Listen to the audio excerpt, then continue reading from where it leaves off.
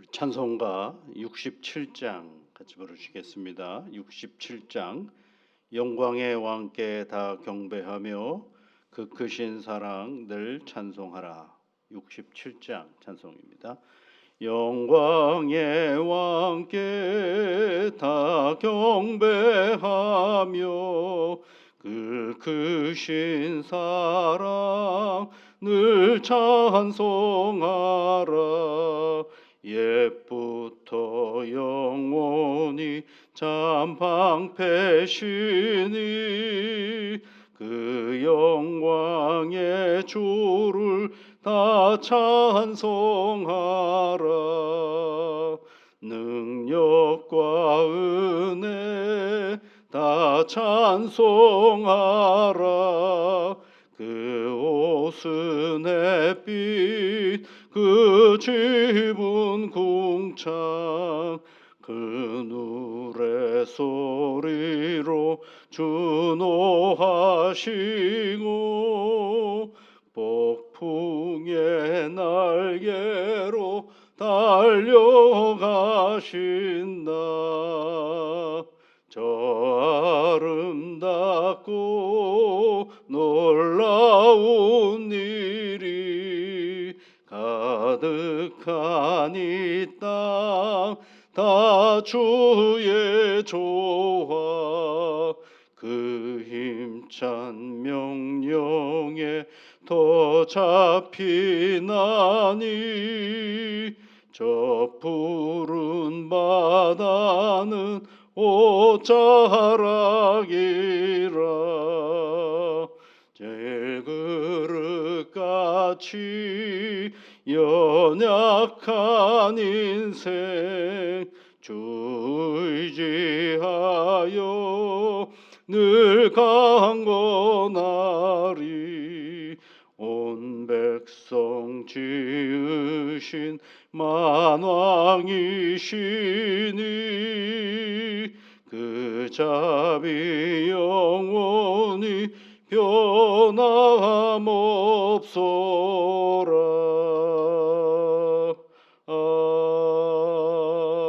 아멘.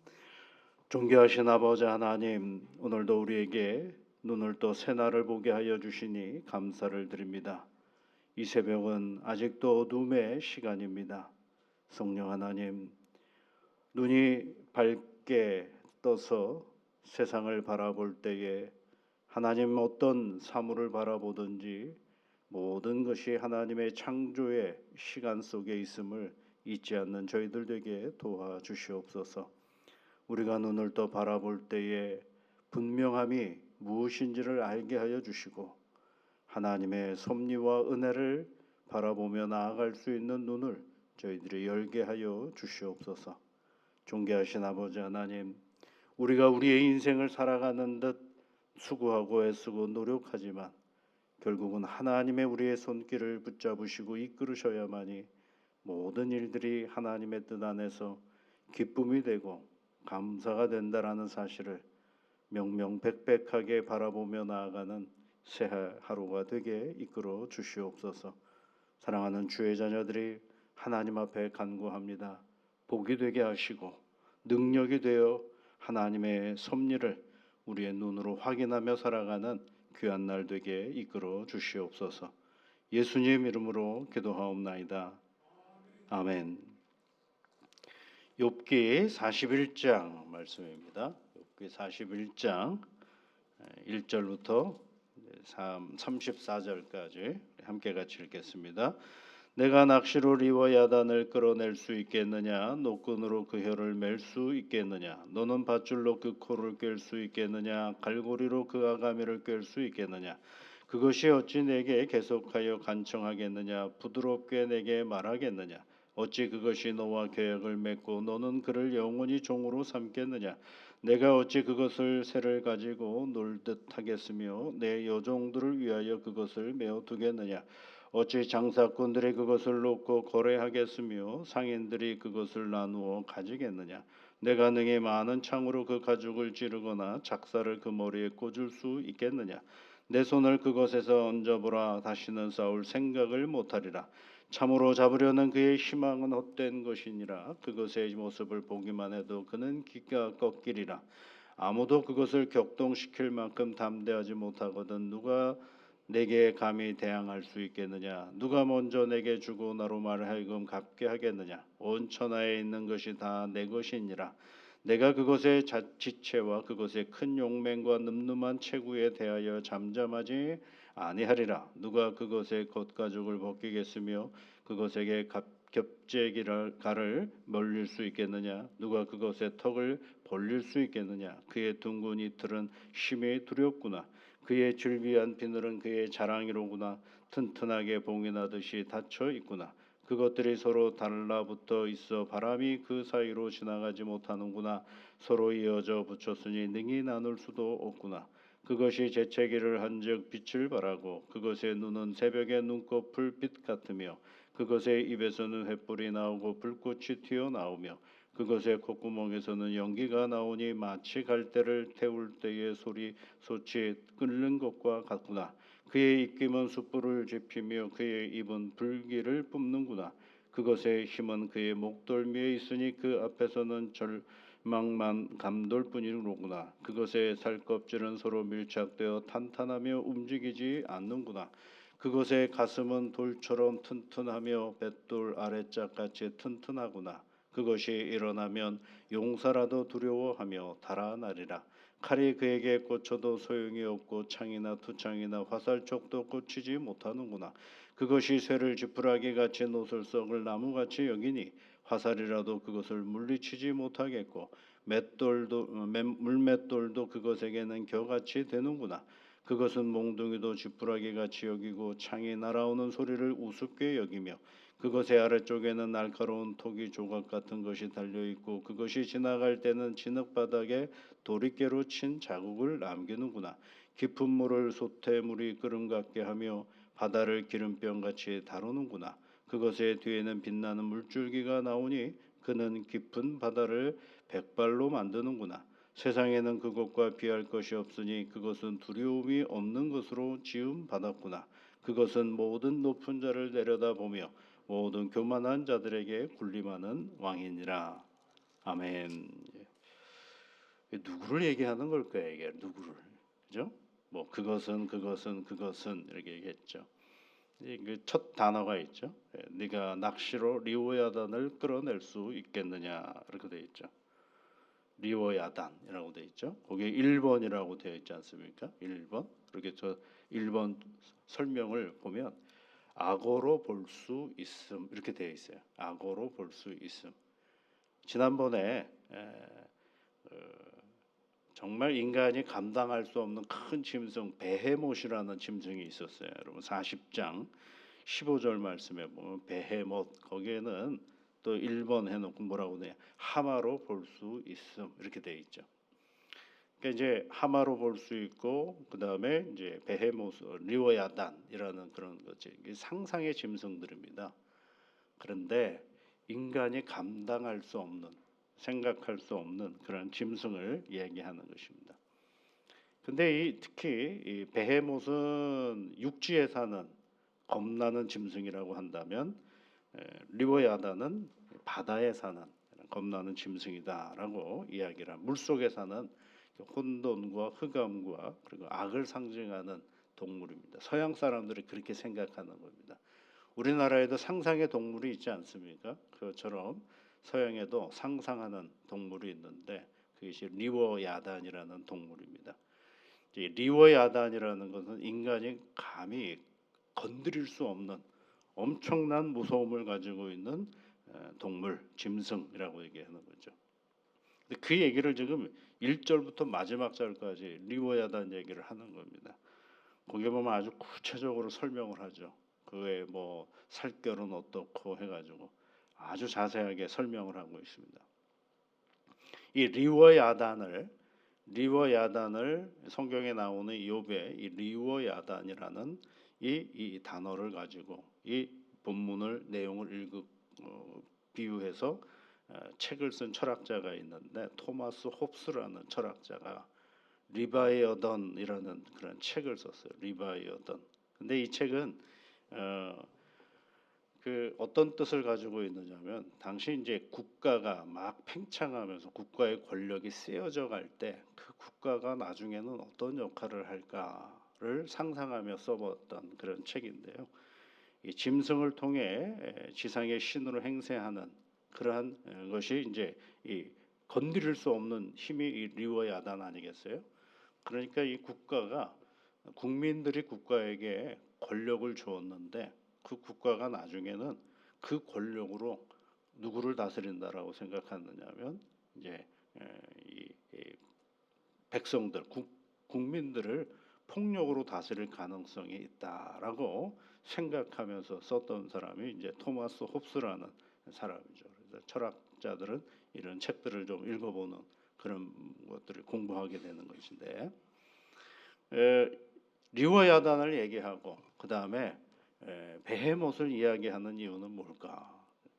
여러분 한번 잘 생각해 보십시오. 욥은 계속해서 이런 질문을 하나님 앞에 드렸죠. 왜 내가 고난을 받아야 됩니까? 이 질문을 했어요. 그래요. 그럼 고난을 받아야 된다고 한다면 고난을 받고도 살 이유가 있습니까? 이 질문도 했어요. 정상적으로 살아가도 힘들어 죽겠는 이 삶을 고난 속에 있는데 내가 정말 살 수 있습니까? 살아야 될 이유가 있습니까? 라고 질문했죠. 그리고 또 이런 질문도 했어요. 그래도 나는 하나님 앞에 좀 잘해보려고 애를 썼던 사람인데 저 악한 사람은 아무렇지도 않게 너무 잘 먹고 잘 사는데 나름 그래도 하나님께 좀 잘해보려고 애썼던 나한테 이래도 되는 겁니까? 그것을 뭐라고 얘기를 했냐면 욥은 약간의 정의라고 얘기를 했어요. 내가 그래도 하나님 앞에 의롭게 살려고 애를 썼는데 왜 나한테 이런 고난을 주십니까? 라는 이 이야기를 했죠. 이 가혹한 고통은 도대체 뭡니까? 질문을 끊임없이 했던 사람이 욥이었어요. 그런데 하나님이 이 대답 좀 해주세요라고 그렇게 질문을 했는데 친구들 대답을 마음에 들지 않았고 엘리훗이라는 사람의 대답도 마음에 들지 않았는데 이해가 되질 않았는데 하나님이 와셔서 말씀을 해주셨어요. 근데 이해가 안 돼요. 왜요? 내가 한 질문에는 답은 하나도 없고 너 하늘 봤느냐? 짐승들 봤느냐? 너 들짐승들 얘기 계속했잖아요. 너 이런 짐승들 네가 어떻게 움직이는지 아느냐? 창조 세계 얘기만 계속하는 거예요. 지난주에는 어제는 지난주 금요일 날은 뭐야? 베헤몬 이야기도 하고 알 수 없는 얘기나 하고 그 다음에 오늘은 또 리워야단을 1절부터 34절까지 얘기하는 이 장면을 보는 거죠. 그러니까 이거 어떻게 해야 돼? 전능하신 하나님이 오셔서 대답을 해주실 것 같으면 고통은 이런 거야. 그러니까 너 조금만 더 참더라 하라든가 뭐 이런 얘기를 해야 될 것 같은데 엉뚱한 얘기는 동문서답을 하고 계시는 거예요. 하나님은요. 욥이 자기 삶의 자리 속에서 구체적으로 질문한 거에 대한 답을 해주시지 않고 하늘 봤느냐, 땅 봤느냐, 짐승들 봤느냐 이 얘기만 끊임없이 해주는 거죠. 뭐 하라는 겁니까 이게 지금 이게 대단히 실망스러운 일인 것 같잖아요. 그런데도 이 이야기 끝에 가보면 나중에 42장 이제 제가 휴가 갔다 와서 다음 주 월요일 날을 42장 종합적으로 한번 정리를 할 텐데요. 이 얘기를 42장에 욥이 뭐라 그래요? 내가 눈으로 하나님을 배웠는 귀로 하나님을 듣다가 눈으로 하나님을 배웠습니다. 이 얘기를 하는 거죠. 뭔가 알아들은 것처럼 얘기를 하고 있지 않습니까? 이 39장부터 쭉 보면 욥에게 하나님이 오셨어요. 그런데 욥은 한마디도 거기다 얘기를 하지 않고 뭐 하는 거야? 들으는 거죠. 그러니까 폭풍 가운데 오셨던 하나님께서 얘기하는 거죠. 여러분 38장으로 한번 가볼까요? 그때 여호와 38장 1절 말씀에 그때 여호와께서 폭풍 가운데서 욥에게 말씀하여 이르시기를 이렇게 얘기를 하죠. 그때 얘기한 내가 땅에 기초를 놓을 때 너는 어디 있었느냐 이 질문을 하시면서 쭉 얘기를 하시죠. 그런데 왜 욥은 아무 얘기를 못했을까? 그리고 나중에는 그 하나님의 말씀 앞에 자기가 순종하고 따라가는 그 모습을 보는 거죠. 그러면 이 이야기를 통해서 무슨 얘기를 하고 있는 것일까라는 거예요. 이 얘기 우리가 읽기에는 도대체 이 얘기를 왜 하시는 거야라고 할 수가 있는데, 욥은 이 말씀 속에서 여러분 이 창조의 이야기를 통해서 욥이 경험한 것이 있습니다. 그 첫 번째가 뭐냐면 말씀하시는 하나님이 자기 앞에 있다라는 거예요. 그 동안에는 뭐 했어요? 하나님 좀 얘기 좀 해주세요. 하나님 말씀 좀 해주세요라고 그렇게 얘기했을 때까지는 아무도 오지 않으셨는데, 딱 하니 누가 앞에 계시는 거예요? 하나님이 내 앞에서 말씀하신다. 하나님이 욥에게 오셨다. 이게 굉장히 중요한 사실입니다. 하나님이 욥에게 오셨다. 보이지 않을 때는 내 마음대로 내 뜻대로 내 평가대로 막 얘기하다가 그분이 보이니까 뭐 하는 거예요? 그분의 위엄과 그분의 전능하심 앞에 아무것도 할 수 없는 거예요. 인간은요, 여러분. 그 사실을 우리가 꼭 기억해야 돼요. 우리가 지금 막 아프다 그러고 고통스럽다 그러고 힘들다 그러고 하는 건 뭐예요? 아직 그분과의 직면이 없기 때문에 그래요. 그런데 그분과 직면한다라는 건 입장이 서로 바뀌어지는 거죠. 그분을 새롭게 다시 만난다라는 건 알 수 없는 거죠. 그 상황을 우리가 상상할 수가 없는 거죠. 그런데 욥에게 찾아오셨어요. 그 자체가 뭐예요? 엄청난 위로예요, 여러분. 찾아오셨다라는 것이 굉장히 큰 위로입니다. 수많은 고통의 질문들을 여전히 그 문제는 해결되지는 않았어요. 그런데 누가 찾아오신 거예요? 하나님이 우리에게 찾아오셨다라는 것입니다. 그런 하나님이신 것을 우리에게 가르쳐주고 있는 것입니다. 그 말씀 속에서, 이 창조에 관한 말씀 속에서 어떤 얘기가 없는지 아세요, 여러분? 하나님은 계속 당신의 창조 세계를 이야기하는데 뭐가 없는지 아세요? 첫 번째 없는 게 있어요. 욥에게 친구들이 계속했던 말이 뭐예요? 네가 잘못했으니까 심판받는 거 아니야. 네가 하나님 앞에 불의한 일을 했기 때문에 심판받는 게 아니야. 빨리 하나님 앞에 회개해. 그래 하나님이 용서해 주시지. 라고 친구들이 그렇게 얘기를 했는데 그 얘기가 없어요. 그 얘기 무슨 얘기예요?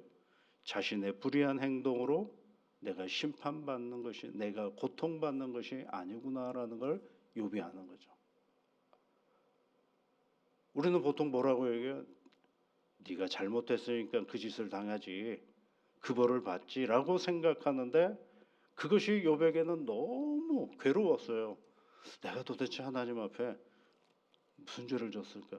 네 죄를 네가 알렸다 그러면 제일 무서운 거거든요. 누가 네 죄를 네가 알렸다 그러면 내 죄를 누가 발견해야 돼요? 내가 발견을 해야 되거든요. 그런데 욥이 보기에는 자기는 그래도 하나님 앞에 잘하려고 애썼던 것밖에 없는데 어느 날 갑자기 자기한테 고통이 왔어요. 그랬더니 사람들이 그것은 네가 하나님 앞에 죄를 졌기 때문이야. 네가 하나님 앞에 죄를 졌기 때문이야. 나 죄 지은 게 없는데. 몰라. 너도 네가 무슨 죄를 졌는지 몰라 라고 했던 게 친구들이거든요. 그런데 하나님은 그 말씀하시지 않거든요. 그게 얼마나 큰 위안이 되는데요. 내가 하나님 앞에 불의한 일을 했기 때문에 심판받는 게 아니구나라는 것을 아는 거죠. 두 번째는 여러분, 사람들은 뭐라고 생각하냐면 원인과 결과를 인과응보를 얘기를 했어요. 인과응보를 얘기를 한 거예요. 당연히 네가 그런 일을 했기 때문에 그런 결과를 만들었지 라고 얘기할 때에 하나님은 무슨 얘기만 하는 거예요? 창조의 이야기만 하는 거죠. 우리가 알 수 없는 어떠한 하나님의 창조의 그 넓은 세계를 말씀해 주시면서 뭐 하는 거예요? 하나님은 인과응보를 뛰어넘으시는 분이다라는 사실을 그 창조의 이야기 속에서 오늘 우리들에게 말씀해 주고 있는 것입니다. 여러분, 우리가 가장 어려울 때 하나님이 찾아오는 게 쉬운 일일 것 같잖아요. 쉽지가 않아요. 그게요. 간단한 일이 아닙니다. 그것을 가장 힘들게 겪었던 사람이 쓴 책이 있어요. 박완서의 한 말씀만 하옵소서라는 수필집이에요. 아들을 먼저 잃었어요. 도대체 그 이유를 모르겠는 거예요. 내 사랑하는 아들을 왜 잃었는지를 잘 모르겠는 거예요. 그러니 그분이 캐도릭 신자다 보니까 하나님 앞에 묻는 거죠. 한 말씀만 하옵소서. 그 한 말씀만 내게 해주면 내가 위로가 되겠다라는 생각을 가지고 글을 썼어요. 그런데 한 말씀이 없어요. 그것이 우리 인간의 실존일 가능성이 많거든요. 그런데 왜 내게 고난을 이렇게 주십니까? 라고 할 때 하나님이 오셔서 말씀하시잖아요. 그것보다 더 큰 위안이 없어요. 여러분 하나님 앞에 늘 기도하십시오. 해결되지 않는 우리 인생의 문제를 하나님 앞에 기도하십시오. 그러면 하나님이 여러분에게 찾아오시면 그것이 가장 큰 위안이고, 그것이 살아계신 하나님이 내 기도에 내 마음을 아시고 들어주시는구나라는 생각을 하게 되는 거죠. 이제 그러고 나서 여러분 그 다음에 뭐라고 얘기를 합니까? 욥이 그 다음에 이야기가 이제 시작이 또 되는 것입니다. 오늘도 우리가 하나님 앞에 믿음의 길을 걸어갈 때 우리가 알 수 없는 일들을 만나고 이해할 수 없는 일들을 만날 때 하나님 앞에 따르십시오. 그러면 하나님께서 여러분의 그 간구에 어떻게 응답하시는지는 알 수 없으나 분명히 살아계신 하나님이 여러분에게 말씀해 주셔서 오늘도 그 하나님과 동행하며 살아가는 복된 새날이 되시기를 주의 이름으로 축복합니다. 같이 기도하겠습니다. 하늘에 계신 우리 아버지, 아버지의 이름을 거룩하게 하시며 아버지의 나라가 오게 하시며 아버지의 뜻이 하늘에서와 같이 땅에서도 이루어지게 하소서. 오늘 우리에게 일용할 양식을 주시고 우리가 우리에게 잘못한 사람을 용서하여 준 것 같이 우리 죄를 용서하여 주시고 우리를 시험에 빠지지 않게 하시고 악에서 구하소서. 나라와 권능과 영광이 영원히 아버지의 것입니다. 아멘.